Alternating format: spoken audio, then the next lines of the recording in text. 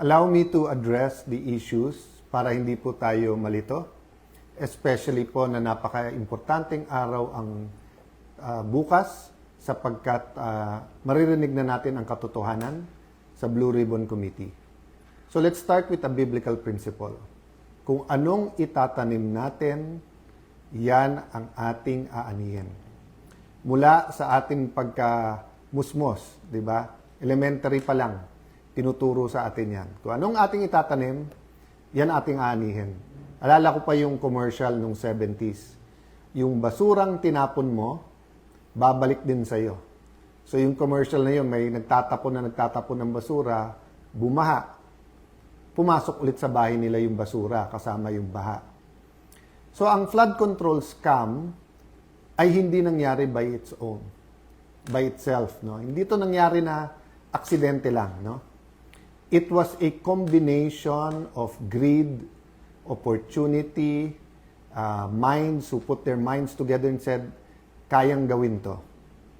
We will not be able to stop corruption in our country until we know the truth, we know how to stop a problem, and we know how to reform. Repentance is part of that. Maniniwala ho ba kayo na ang mastermind ng pinakamalaking corruption scam sa buong history ng Pilipinas ay panay oposisyon ang gumawa? Napakagaling naman po pag members ng opposition ang gumawa under the nose of an administration na samantalang mahigit 2 taon na nangyayari. So, we started, the majority and as Senate President, we started diplomacy po talaga. Wanted to work together. Number 1 priority is the economy. Number 2 po, yung pong impeachment dahil accountability. Pero kasama po yung ating priority, yung mga flood control issues at iba pang mga scams na bigyan ng tugon. Nabigyan na ng tsansa ang grupo ni Senator Lacson at Senator Soto. Kasama dyan sila Senator Win. Alam naman natin lahat na kailangan ay 13. So let me state this. Malacanang backing the move of the senators today and the other groups backing them, they will say anything and do anything to bend the law and basically susunugin na yung ating konstitusyon.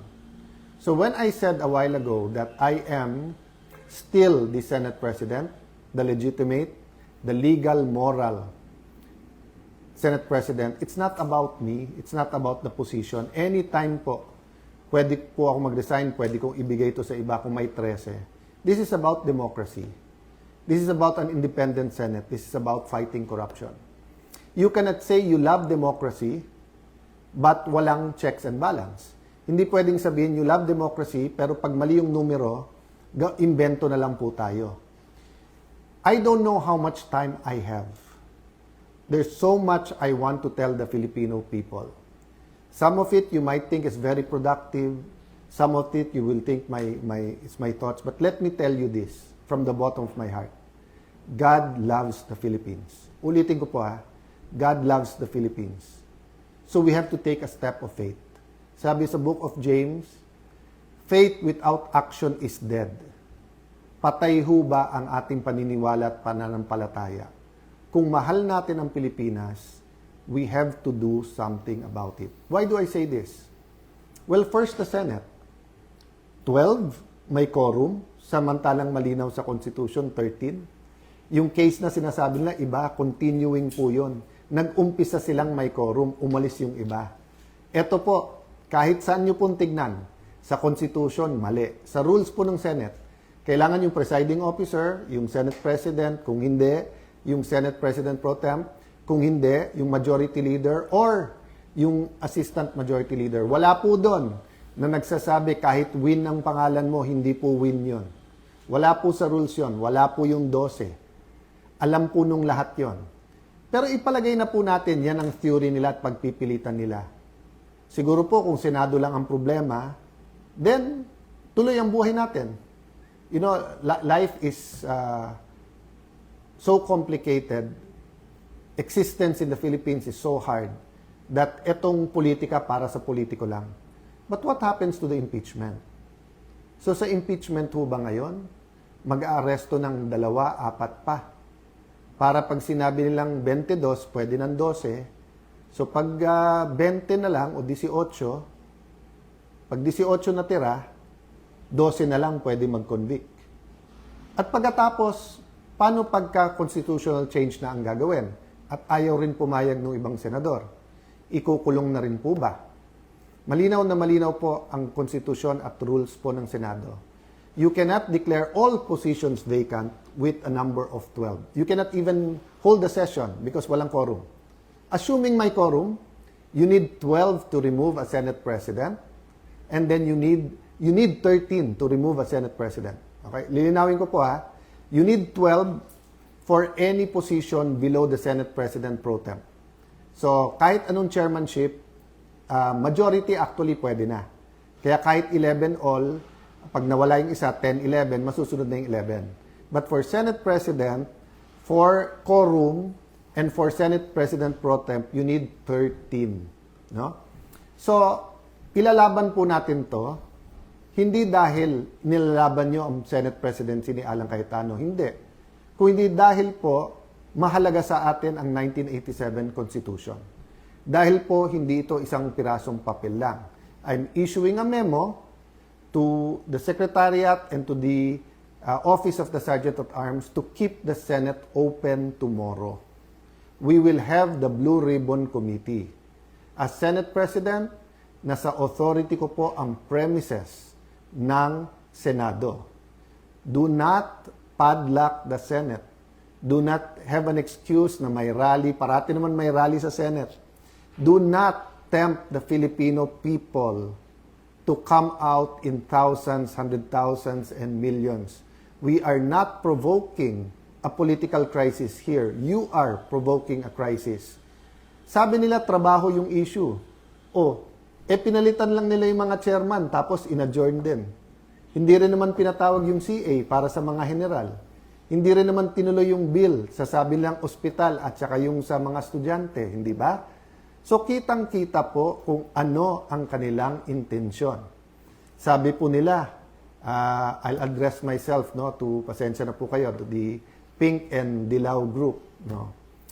Di ba sabi nyo, paano naman yan, si Senator Marcoleta at si Senator Jinggoy, bakit sila ang mga vice chairman? Lahat ng issue nandun sa nilagay nyo chairman ngayon, di ba? Issue sa campaign donation, campaign donations, nandun po yung issue ng malay-maleta, nandun issue sa flood control. And then ipopostpone yung hearing bukas. Even when chairmans were changed before, you don't need to postpone the hearings. So, ako lalong na-intriga, ano bang pwedeng sabihin ng mga Marines? Ano ba pwedeng sabihin ng Ombudsman, DOJ at saka DPWH na pati Constitution natin ibabasura para lang dito? So yes, I'm appealing for calm. I'm appealing for prayers. But I'm also appealing that we put action to our faith. I will do what I can. I will go to the Senate before 10 o'clock. I will do what I can para buksan yung session hall at nandun po ang hearing natin. My authority now comes from the Constitution, but my strength will come from your prayers and will come from the fact na ang ating bansa ay dapat ipaglaban. I still remember the day that my dad called us together at lumuluha siya at sinabi niyang mag-abroad na kayo because magkakagulo and we don't know what will happen. We may be arrested, we may be killed.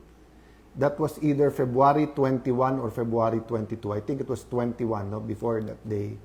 And we all hugged him and sabi namin, if you love your country, we love hindi ka namin iiwanan. So, malayo tayo sa crisis, mga kababayan. Malacanang, malayo tayo sa crisis. Why are we bringing it to a point of a political crisis na mahirap i-atras? The hearing is confined. So, yes, the notice of cancellation from the illegitimate, the illegitimate is not the committee. No, hindi ko ginagaya si Senator Erwin na ginagamit yung word na bastard kasi ngayon, whether or not you're a single parent, whether or not you're legitimate, tao ka pa rin. I'm talking illegitimate meaning hindi siya legal. Senator Erwin is not the legal chairperson of the Blue Ribbon Committee. Okay? Senator Pia Cayetano is the chairperson because there was no quorum, there was no session under the law that took place.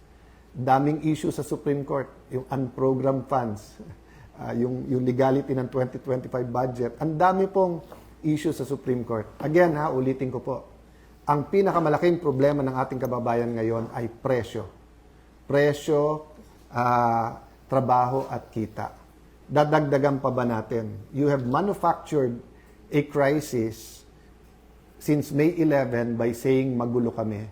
Then you come up with this solution. One day today, papunta sa SONA, when we were going to produce our economic plan, our plan against corruption, the hearings, and then the impeachment. So, I will rest my case there. As I told you, there's a lot of things I want to say, but if we love our country, pray for our country. If we love the Senate, I'm addressing myself sa mga empleyado ng Senate, I don't care yung mga binubulong sa akin dyan na, over the years, eto mga appointee ni Senator Drilon, eto mga appointee ni Senator Soto, etc. I believe that all of you love the Senate. So it's time to speak up, to tell your bosses, whether sila yung nasa majority or minority, we won't stand for this. Because there's no difference of padlocking the Senate during martial law sa ginagawa ngayon na pinupunit, binubura, binabasura, sinusunog ang ating Philippine Constitution. Again po Alan Cayetano is not the issue here. My Senate presidency is not an issue there. I told you from the start, I'm the walking dead. Walking dead as Senate President. Ano ibig sabihin? Anytime yung hatol na tanggalin sa akin. But ang problema po, ine-escalate nila. So I really hope po that this is not about the impeachment, this is not about changing the Constitution. Nakakapagtaka po, yung pagka-execute, biglang sasabihin na ng House of Representatives na kinikilala si Senator Win, sinasabi na ng Malacanang. Diba? I mean, guys, res ipsa loquitur. Diba? I won't elaborate. Kayo na I won't use the words to describe what's coming now. Why? Because you are as intelligent as I am. You are as patriotic as I am. The question lang is, what are we going to do about it? Pray for us.